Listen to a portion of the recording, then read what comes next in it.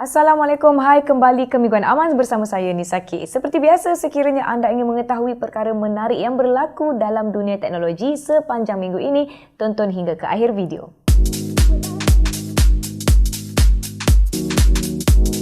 Pada minggu ini, Samsung telah mengadakan acara Unpacked 2020 secara atas talian dan menawarkan beberapa peranti terbaru. Antara yang diperkenalkan adalah siri Samsung Galaxy Note 20 yang membawakan dua peranti baru iaitu Galaxy Note 20 dan juga Galaxy Note 20 Ultra. Untuk Galaxy Note 20, ia hadir dengan skrin 6.7 inci Infinity O, dijana Exynos 990, memori 8GB RAM dan dilengkapi 3 kamera belakang dengan sensor utama 64MP. Sementara Galaxy Note 20 Ultra pula dilengkapi dengan skrin 6.9 inci, dijana chip Exynos 990, memori sehingga 12GB RAM serta menggunakan 3 kamera belakang dengan sensor utama 108MP. Di Malaysia, Samsung Galaxy Note 20 4G dijual pada harga RM3,899, Galaxy Note 20 5G pula pada harga RM4,299 dan akhir sekali, Galaxy Note 20 Ultra dijual pada harga RM5,149. Ketiga-tiga model ini boleh mula diperatempah bermula hari ini. Samsung Galaxy Z Fold 2 juga turut diperkenalkan dengan penambahbaikan dari segi rekaan dan spesifikasi. Ia membawakan skrin luar bersaiz 6.2 inci tanpa bezel, skrin dalam yang boleh dilipat 7.6 inci, dikuasakan oleh chip Snapdragon 865 Plus dan 3 kamera utama 12, 12 dan 12MP. Walau bagaimanapun, harga jualan peranti masih belum diumumkan dan dijangka akan dipasarkan pada 1 September kelak. Samsung juga mengumumkan komitmen memberikan kemaskini versi sistem operasi sehingga 3 tahun untuk barisan peranti mercu yang baharu. Selepas tempoh sokongan ini, Samsung biasanya hanya akan memberikan tampalan sekuriti sahaja. Pada acara ini juga, jenama ini dilihat telah memperkenalkan aksesori audio yang dinamakan Galaxy Buds Live. Fon telinga ini membawakan rekaan seakan kacang, dilengkapi ketahanan bateri sehingga 6 jam untuk sekali pengecasan dan menyokong sistem pembatalan hingar. Di Malaysia, Samsung Galaxy Buds Live disenaraikan pada harga RM699. Selain telefon pintar, Samsung juga turut melancarkan Samsung Galaxy Watch 3. Ia hadir dengan dua saiz skrin iaitu 1.2 dan 1.4 inci dan dijana chip Exynos 9110. Bagi yang berminat, jam tangan pintar ini boleh diperatempah sehingga 20 Ogos 2020 dan ditawarkan pada harga bermula RM1,649. Pada minggu ini juga, Oppo Malaysia telah memperkenalkan dua peranti baru iaitu Oppo Reno 4 dan Oppo Reno 4 Pro. Kedua-dua peranti hadir dengan janaan chip Snapdragon 720G selain menjalankan sistem operasi ColorOS 7.2. Di Malaysia, Oppo Reno 4 ditawarkan pada harga RM1,699, sementara Oppo Reno 4 Pro pula ditawarkan pada harga RM2,399. Tidak ketinggalan, minggu ini Xiaomi telah menjadualkan acara pengenalan produk secara atas talian. Melalui gambar acak, ia dijangka akan dilangsungkan pada 11 Ogos 2020 ini. Bukan itu sahaja, pihak Xiaomi Malaysia mengumumkan kemaskini harga jualan untuk Redmi Note 9. Ia kini boleh didapati pada harga RM699 untuk versi 4GB RAM. Xiaomi juga menawarkan Mi TV Stick yang membolehkan pengguna memasangnya pada televisyen. Ia hadir dengan sokongan alat kawalan khas untuk mengawalnya. Bagi yang berminat, peranti ini boleh didapati pada harga RM149 melalui Xiaomi Global Official Store. Seterusnya, Poco Malaysia juga menawarkan kemaskini harga jualan untuk Poco F2 Pro untuk model 8GB RAM. Ia hadir dengan harga jualan baru iaitu RM2,299 sebuah. Realme juga minggu ini telah memperkenalkan Realme V5 dengan sejumlah spesifikasi menarik.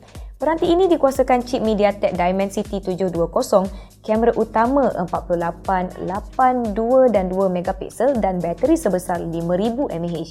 Masih dalam teknologi telefon pintar, Vivo minggu ini hadir dengan pengenalan Vivo S7 5G. Ia membawakan chip Snapdragon 765G, memori 8GB RAM dan rakaman gambar menggunakan kamera 64, 8 dan 2MP. Buat masa ini, peranti ini dipasarkan untuk pasaran China. Oppo minggu ini telah melancarkan Oppo K7 5G untuk pasaran China. Peranti ini dijana chip Snapdragon 765G yang menyokong rangkaian 5G dan dilengkapi kuad kamera utama 48, 8, 2 dan 2MP. Setakat ini tiada butiran lanjut mengenai penawaran peranti untuk pasaran tempatan. Selain itu, Nokia minggu ini telah memperkenalkan Nokia C3 untuk pasaran China. Ia hadir dengan paparan skrin 5.99 inci tanpa takuk, dikuasakan pemproses Unisoc dengan kelajuan 1.2 GHz dan kamera utama 8 megapiksel. Namun tiada butiran berkenaan jualan peranti untuk pasaran tempatan. Google minggu ini hadir dengan telefon pintar terbaru kelas pertengahan iaitu Google Pixel 4a. Ia hadir dengan skrin 5.81 inci dijana chip Snapdragon 730G selain hadir dengan sokongan Google Assistant yang serba baru. Analis minggu ini melaporkan Vivo kini menduduki carta pertama dalam senarai peranti dengan pegangan pasaran sebanyak 21% di Malaysia, sementara Oppo dan Samsung di tempat kedua dan ketiga untuk suku kedua tahun 2020. Manakala di tangga keempat dan kelima diduduki oleh Huawei dan Xiaomi. Dalam arena teknologi kamera, Olympus OMD EM10 Mark IV minggu ini diumumkan dengan penambahbaikan sensor mikro 21.3 megapiksel. Ia dilengkapi skrin LCD yang boleh diputar 180 darjah sesuai untuk rakaman swafoto. Ia dijangka akan dipasarkan pada pertengahan September pada harga sekitar RM2,940. Beralih ke arena teknologi komputer dan televisyen, Apple hadir dengan kemaskini terbaru untuk iMac 27 inci.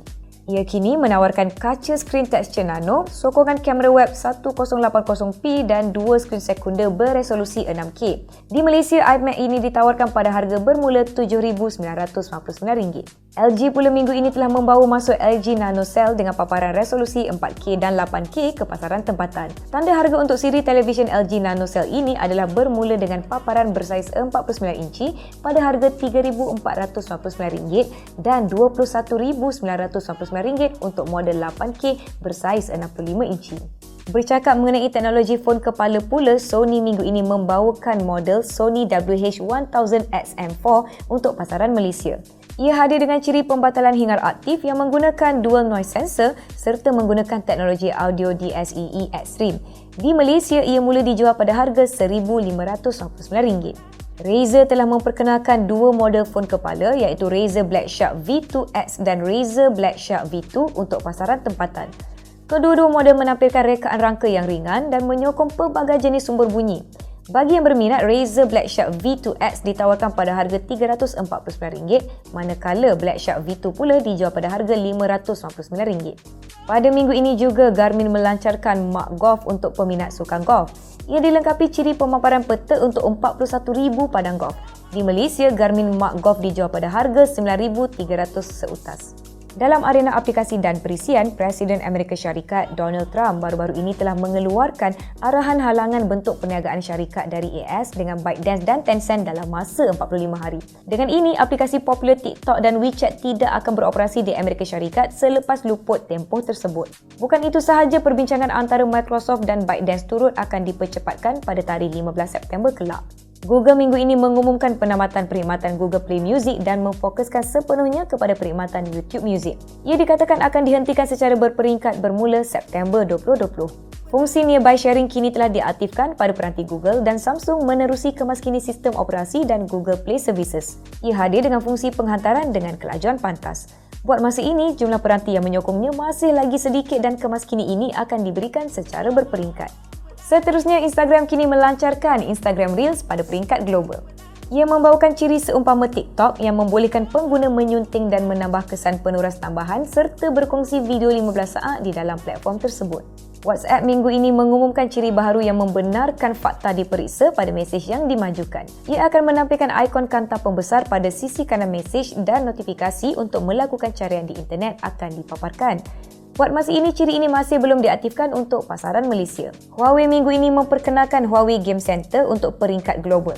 Ia merupakan sebuah aplikasi setempat yang menghimpunkan semua permuah untuk memudahkan pengguna mengakses dan melihat pelbagai kandungan menarik melaluinya. Bagi yang berminat, ia boleh mula dimuat turun di App Gallery melalui peranti Huawei masing-masing. Sekolah Menengah Sains Tunku Jaafar memperkenalkan dompet digital yang tersendiri melalui aplikasi MySTJ. Ia dilancarkan bagi memudahkan proses penyampaian dana dari ibu bapa kepada anak dan pada waktu yang sama memantau perbelanjaan mereka. Ia juga dilihat membolehkan pelajar dan ibu bapa melihat rekod merit serta demerit pelajar dari skrin profil. Buat masa ini, ia hanya boleh dimuat turun di Google Play Store. Dalam arena teknologi tempatan, MDEC telah mengumumkan pelancaran kempen Shop Malaysia Online bermula dari 1 Ogos sehingga akhir September 2020 ini. Kempen ini menggalakkan rakyat berbelanja secara atas talian. Sebanyak 22 platform e-dagang bekerjasama untuk kempen ini termasuk Boost, Carousell, Fashion Valley, Fave, Foodpanda, Grab, Shopee, Touch 'n Go e-wallet, Ubeli dan Zalora. SKMM pula akan menyekat laman e-dagang yang menjual produk cetak rompak bagi menyekat penjualan mereka. SKMM mengatakan akan melaksanakan tindakan berkenaan selepas mendapat makluman dari Kementerian Perdagangan Dalam Negeri dan Hak Ehwal Pengguna. Akhir sekali, kerajaan Malaysia kini dilihat sedang mengkaji keperluan akta untuk buli cyber. Langkah ini dilakukan bagi mengekang pembulian cyber sekaligus menghasilkan persekitaran digital yang lebih mesra semua di Malaysia. Sekian rangkuman ringkas daripada kami di Amaz. Jangan lupa layari laman amaz.my untuk pelbagai lagi berita lanjut dan artikel menarik serta langgani saluran YouTube kami. Saya Nisakir untuk Amaz. Yosh!